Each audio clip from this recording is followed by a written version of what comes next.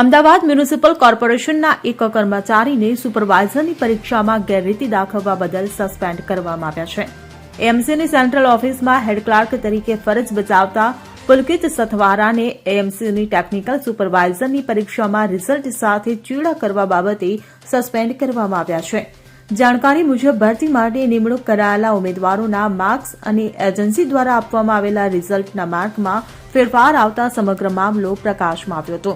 આ ઘટનાની જાણ થતાં અધિકારીઓ દ્વારા તપાસ કરવામાં આવી હતી, જેમાં પસંદગી કરાયેલા ત્રણેય ઉમેદવારોના માર્ક ઓછા હોવાનું માલુમ પડ્યું હતું.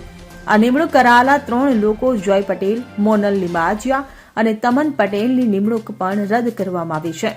આ સાથે હવે છેલ્લા 2 વર્ષમાં એએમસી દ્વારા લેવામાં આવેલી ભરતી પ્રક્રિયા અંગે પણ હવે તપાસ કરાશે, જે અંગે અમદાવાદના કરંજ પોલીસ મથકમાં ફરિયાદ નોંધી આગળની પ્રક્રિયા હાથ ધરવામાં આવી છે.